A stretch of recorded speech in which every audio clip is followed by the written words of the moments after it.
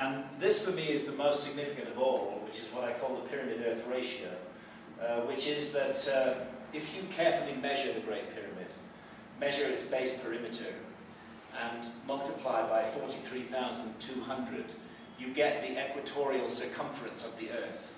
You get a printout of the exact measurement of the equator of our planet. And if you measure the height of the Great Pyramid and multiply it by the same number, you get the polar radius of the Earth. So the dimensions of our planet were encoded into the Great Pyramid on a scale of 1 to 43,200, a very long time before anybody is ever supposed to have known that we even lived on the planet, let alone what its size was.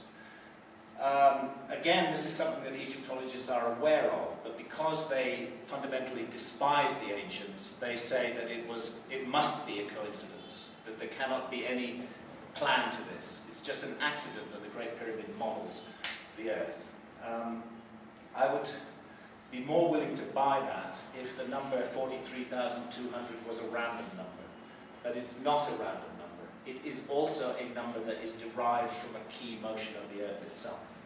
And that motion is called the precession of the equinoxes.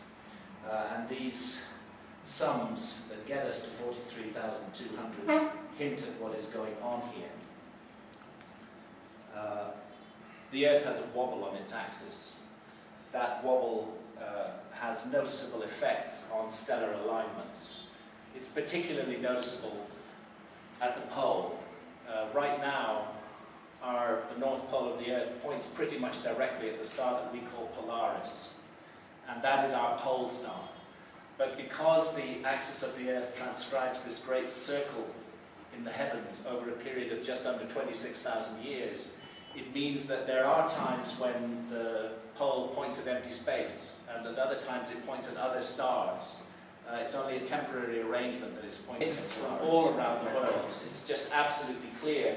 This number system was deliberately encoded into ancient myths. There's a tremendous study of this done by Giorgio de Santillana and Hertha von Deschen called Hamlet's Mill, where they conclude that what they call some almost unbelievable ancestor civilization took the trouble to deliberately encode the numbers of precession into myths, to encode them into great stories that would be passed down. The storyteller didn't need to know he was passing down astronomical information. All he needed to do was tell the story true. For some reason, that system of numbers was very important to the ancients. If we go to Giza, we find the Great Sphinx gazing due east towards the horizon. And we find a stela between the paws of the Great Sphinx, which tells us that the Sphinx marks the splendid place of the first time. First time was a concept in ancient Egyptian ideas. It was called Zep Tepi. It was the time, thousands of years in the past, when the gods settled in Egypt and created a system around which ancient Egypt was built. This stela was not put there by the builders of the Sphinx. This stela was put there by Pharaoh Thutmosis IV in the New Kingdom around about 1400 BC. And Thutmosis IV, it's called the Dream Stela because he fell asleep in the shadow of the Sphinx while hunting one day and had a dream that the Sphinx spoke to him and told him that he must clear and renovate it. It was covered up to its shoulders in sand at that time. And he did that job, renovated the Sphinx, put up the stela to commemorate the event, and told us that it marks the splendid place of the first time. Now there's one other piece of information on that stela which has come off in the last 100 years, which was a single syllable kaf. The rest of the line was missing, and that single syllable kaf did not have a royal cartouche around it. But because of that single syllable kaf, Egyptologists have given the Sphinx to the pharaoh Khafre. They say that Thutmosis was telling us that Khafre built the Sphinx. This is a very dubious argument. Thutmosis might not have been referring to Khafre at all. There should have been a cartouche around that symbol. And he might have been telling us that Khafre was an earlier restorer of the Sphinx. I think it's much more interesting that the Sphinx marks the splendid place. It's clear that the precession of the equinoxes will never alter the rising point of the sun. What it alters is the stars that rise behind the sun at dawn on the spring equinox. And therefore the Sphinx will be gazing at different constellations of the zodiacs over a period of 26,000 years in a great circle. And this is an important fact. Now, the precession runs in the opposite direction to our normal passage through the zodiac. So it goes Leo, Cancer, Gemini, Taurus, Aries, Pisces, Aquarius, etc. We're coming out of the age of Pisces now and into the age of Aquarius. And the sun rests in each of the constellations of the zodiac for 2,160 years, which is 30 multiplied by 72.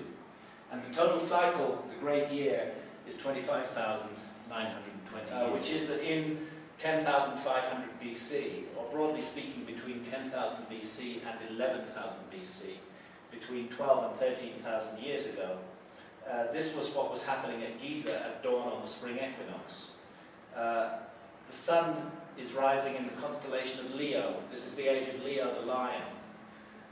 At the moment that the sun bisects the horizon, the constellation of Orion is exactly due south, and the three belt stars are in the pattern of the three pyramids on the ground.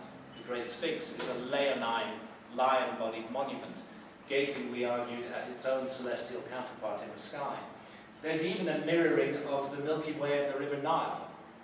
Of course, I'm not saying that whoever made this actually put the River Nile there. But what I'm saying is that the site was chosen because it was there. Because this was a place where the sky of what we call 10,500 BC could be mirrored on the ground with a series of monuments. And in other words, that they are casting back to an ancient time in the design that is placed. It's interesting that a number of sites around the world, including Caracas, where this group is going to be going, are on a grid of longitude that relates to Giza in terms of the numbers of precession, separated by significant numbers that are divided by 72.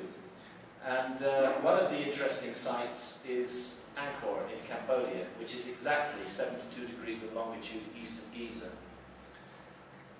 And Angkor has 72 major temples. Now, I don't dispute that these temples were built about 1,000 years ago, in fact around 1100 AD.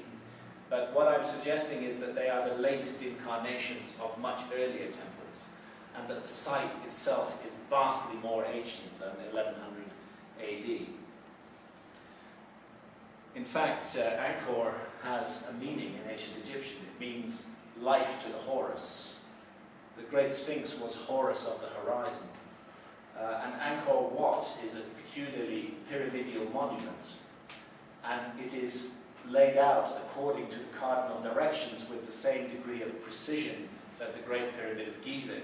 We're east of Angkor Wat in a Cambodian military helicopter here, and we're looking west, way along that causeway which just disappears over the horizon about 10 or 15 miles away. But if you stand on this causeway inside the precinct of Angkor Wat, if you stand in the middle of it at dawn on the spring equinox, this is what you see. You see that Angkor is the same thing as the Sphinx. It's an equinoctial marker.